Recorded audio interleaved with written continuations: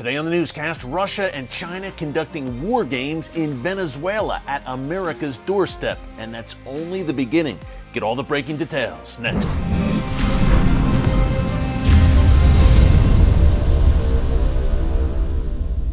Hey folks, Erick Stakelbeck here. Welcome to the Watchman Newscast. We've got an update for you today from our July 11th newscast.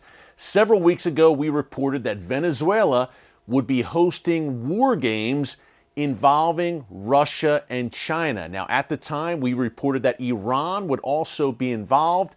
It's unclear right now whether the Iranian regime did indeed send military forces to Venezuela to participate in these war games. Some reports say they're there. Some reports do not mention Iran. Here is what we do know. On August 13th, the Sniper Frontier, so-called, competition kicked off in Venezuela, and it will last until August 27th, 2 weeks solid of war games in Venezuela in the Western Hemisphere, and China and Russia are participating right now, folks, in real time. Look, I'm coming to you on Monday, August 22nd. They are in the midst of these war games, and again, it is a competition, supposedly a friendly competition, involving these various nations. Now, China and Russia are there. Iran may be there. Cuba is there. Pakistan, Nicaragua, several other nations. Of course, Venezuela, the host nation, their military forces are involved as well. And it appears to be exactly what the name says. It is a sniper competition. Who knows what other kinds of military activities they are engaging in right now. But Venezuelan officials have made very clear that this is part of an anti-Western front involving, of course, Venezuela, Russia, China, various rogue regimes, and anti-American actors, all converging in the Western Hemisphere at America's doorstep. Not one NATO nation, by the way, not one Western European, U.S.-aligned nation is participating in these drills right now. So that gives you an idea of what we have and why now. Why are China and Russia now so confident that they would send troops to the Western Hemisphere, to the very doorstep of the United States? Yes, I know Venezuela is not right next door to the U.S., but it's in our hemisphere. It's in the Western Hemisphere. It's close enough, too close for comfort, to have American adversaries training literally in your backyard. Why now? Real simple, folks. Number one, they sense weakness in Washington. This is no surprise, no shock. If you've been watching the newscast here on a regular basis, we have informed you of that. And we are upon the one-year anniversary of the disastrous U.S. withdrawal, the global embarrassment that was under the Biden administration 1 year ago already, hard to believe, August 2021. And that was the message that was sent to the likes of China, Russia, Iran, North Korea. The message that America was weakened, there was weakness in the White House, and so you're going to see boldness now on the part of America's adversaries. This is not rocket science. Where there is weakness, where they sense weakness, they will become more bold. That is exactly what you're seeing. And by the way, these military drills in Venezuela, they're the tip of the iceberg. We've seen several joint military drills in recent months involving China, Russia, and Iran. Now, last week on the newscast, we reported that Russian soldiers were on the ground in Iran, along with soldiers from Belarus, taking part in a drone competition where the various countries are using Iranian-made drones, and that was a week-long drill as well. So Russia's getting around here in Iran for drills there, in Venezuela for drills there, and then kicking off August 30th and lasting through September 5th, Russia will be hosting the Vostok, so-called, military war games in eastern Russia, in Siberia, and China will be there along with Belarus, and it appears that India will also take part as well. Really not surprised, the roll call of participants when you think about it. China and Russia have gotten closer and closer. Really, this alliance was forged in a very public way back in February, right before the Russian invasion of Ukraine, when at the Olympic Games in China, Putin and Xi Jinping, the Chinese dictator, met, and they publicly declared they were taking their alliance to another level.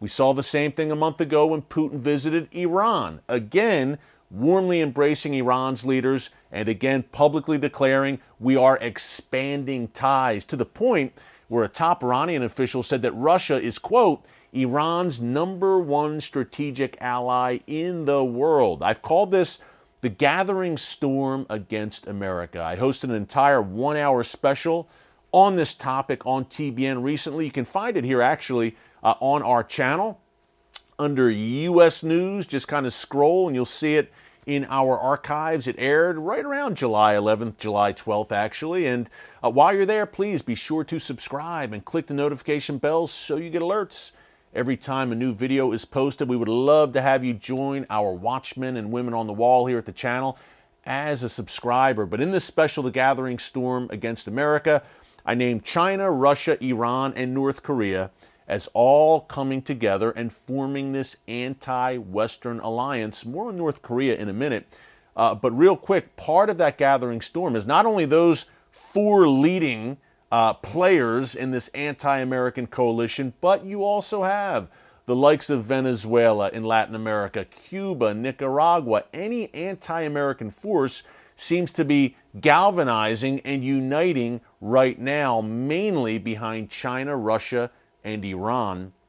But that is how it is all unfolding right now as I see it. And when we talk about Latin America, Venezuela, right now, we have an Iranian cargo plane linked to Iran's Revolutionary Guards Corps. And we've mentioned this on previous newscasts.